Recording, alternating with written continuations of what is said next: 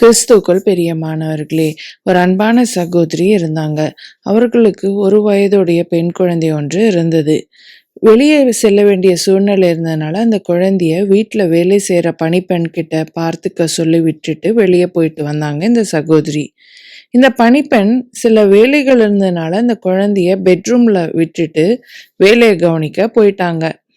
இந்த சகோதரி திரும்பி வீட்டிற்கு வந்து பார்க்கும் பொழுது, அந்த பெட்ரூம் ஃபுல்லா திங்ஸ் எல்லாம் எல்லா இடத்துலயும் கலைத்து போடப்பட்டிருந்தத பார்த்து அதிர்ச்சி அடைஞ்சாங்க. அதன் மத்தியில அவர்களுடைய ஒரு வயது பெண் குழந்தை உட்கார்ந்து கொண்டிருந்தது. அந்த குழந்தை அவளுடைய தாயை பார்த்த உடனே ஏதோ ஒரு மிகப்பெரிய பொக்கிஷத்தை கண்டுபிடிச்ச மாதிரி கையை தூக்கி அந்த குழந்தை தன்னோட சந்தோஷத்தை வெளிப்படுத்தியது. அது கையில என்ன பொருள் இருந்தது தெரியுமா? ஒரு கார்ட்போர்ட்ல செய்த ஜுவல் பாக்ஸ். அது ஒரு சாதாரண நகை பெட்டி தான். ஆனா அதுல எதுவுமே நகையோ மற்ற காரியங்களோ இல்ல. அந்த கார்ட்போர்ட் பாக்ஸ் அவளுக்கு ரொம்ப பிடிச்சதுனால அதை வச்சு விளையாடிட்டு இருந்தா. அந்த சகோதரிக்கு ஒரே அதிர்ச்சி. விலை உயர்ந்த ஜுவல்ஸ், மற்ற நினைவு பொருட்கள் எல்லாமே பரப்பி விடப்பட்டிருந்தது. அது எதையுமே அந்த குழந்தை ப்ரெஷியஸ், விலை உயர்ந்த ஒரு நகை அப்படின்னு எதையுமே அது எடுக்கல. ஒரு சாதாரண அந்த நகை பெட்டியை வைத்துக்கொண்டு அது விளையாடி கொண்டிருந்தது. எதையோ ஒரு பொக்கிஷத்தை கண்டுபிடித்ததை போல தாய்கிட்டையும் அதை தூக்கி காண்பித்து சிரித்து மகிழ்ந்தது. பிரியமானவர்களே, அந்த ஒரு வயது குழந்தைக்கு உண்மையான விலையுயர்ந்த பொருள் எது, விலை மதிப்பற்ற பொருள் எதுன்றது தெரியவே இல்லை. இன்றைக்கு உலகத்துல பல பேர் அப்படிதான் இருக்காங்க. வெளியேற பெற்ற ஆண்டவருடைய அன்பை அறிந்து கொள்ள மனதில்லாம இருக்காங்க. ஆனா சாதாரணமான அழிந்து போகிற அன்பை, உலக காரியங்களை தேடி நாடி போகிறத நம்ம பார்க்கிறோம். எவ்வளவு வேதனையான ஒரு காரியம் இல்ல?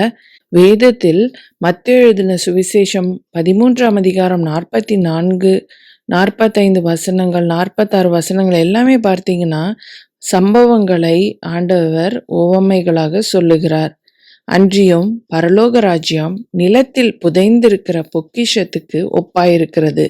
அதை ஒரு மனுஷன் கண்டு மறைத்து அதை பற்றிய சந்தோஷத்தினாலே போய் தனக்கு உண்டான எல்லாவற்றையும் விற்று அந்த நிலத்தை கொள்ளுகிறான். ஆமேன். ஒரு மனுஷனுக்கு ஒரு நிலத்துல பொக்கிஷம் இருக்குன்னு கண்டுபிடிச்சிடறான். யாருக்கிட்டையும் அதை கண்டிப்பா ஷேர் பண்ண மாட்டான். தனக்கு உண்டான ஆஸ்தி அந்தஸ்து எல்லாத்தையும் விட்டு அந்த பொக்கிஷம் நிறைந்த நிலத்தை எவ்வளவு பணம் கொடுத்தாலும் விலைக்கிரயமா வாங்கிப்பான்.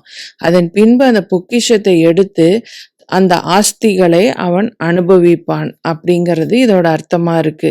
அதே போலதான் பரலோக ராஜ்யத்தை குறித்ததான அந்த ஆசீர்வாதங்களை அறிந்தவர்களாய், மேன்மைகளை அறிந்தவர்களாய் நம்ம இருக்கணும். சாதாரண அழிந்து போற உலக காரியங்களை நாம் பார்த்து மகிழ்ந்து சந்தோஷம் அடைந்து திருப்தி அடையாம வேதத்துல சொல்லப்பட்டிருக்கிற வார்த்தைகளை வாசித்து தியானித்து ஆண்டவரை நோக்கி செபித்து ஒவ்வொரு நாளும் ஆண்டவருடைய ராஜ்யத்துக்குரிய காரியங்களை தேடுவோமே. ஆனா அதை விட பெரிய பொக்கிஷமோ ஐஸ்வர்யமோ இந்த உலகத்திலேயோ மறு உலகத்திலேயோ நமக்கு கிடைக்கவே கிடைக்காது. பிரியமானவர்களே, இந்த ஆண்டவரை அறிந்து கொள்ள, அந்த ராஜ்யத்தின் காரியங்களை புரிந்து கொள்ள ஒவ்வொரு வாரமும் ஆலயத்துக்கும் ஜெபமயங்களுக்கும் செல்வோம். போதகர் நமக்காக அழகான ஆசீர்வாதமான தேவ செய்தியை ஜெபத்தோடு வழங்கும் பொழுது அது எனக்குரிய செய்தி என்று அப்படியே அதை உரிமை கொண்டாடுவோம். நிச்சயமாய் ஒரு நாள் நாம் எல்லாருமே பரலோகத்துல சந்திப்போம். ஜெபிக்கலாமா? அன்புள்ள ஆண்டவரே, இந்த இரவு நேரத்திலும் நாளை ஜெபமயங்களுக்கோ பரிசுத்த ஸ்தலங்களுக்கோ சென்று உம்மை ஆராதிக்க ஆயத்தமாகி கொண்டிருக்கிற ஒவ்வொருவரையும் ஆசீர்வதியும்.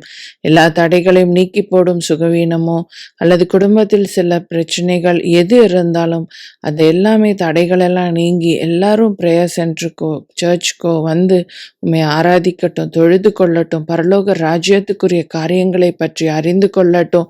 அந்த ஆசீர்வாதங்களை சுதந்திரித்து கொண்டவர்களாய் காணப்பட உதவி செய்யும். ஆண்டவரே, பரிசுத்த ஓய்வு நாள் அவர்கள் ஒவ்வொருவரும் ஆலயங்களிலும் ஜெபமயங்களிலும் காணப்பட உதவி செய்யும். ஒருவர் கூட வீட்டிலோ மற்ற இடங்களிலோ இருக்கவே வேண்டாம் ஆண்டவரே. எல்லாரையும் அழைத்து வரும். எல்லாருக்கும் அந்த பரலோக ராஜ்யத்தின் ஆசீர்வாதங்களை, அந்த பொக்கிஷங்களை அவர்கள் சுதந்திரித்துக் கொள்ளும் கிருபையை, பாக்கியத்தை தாரும் ஆண்டவரே. இந்த இரவு நேரம் ஒவ்வொரு குடும்பத்திலும் நல்ல சமாதானம், ஆறுதல் இருக்கட்டும். ஒவ்வொருவருக்கும் ஆழ்ந்த உறக்கம் இருக்கட்டும். சரீர பலவீனங்கள் எல்லாம் இன்றோடு மாறி போவதை அவர்கள் காண்பார்களாக. ஆசீர்வதிங்க, பலப்படுத்துங்க. இயேசுவின் நாமத்தில் ஜெபிக்கிறோம் பிதாவே. ஆமேன், ஆமேன்.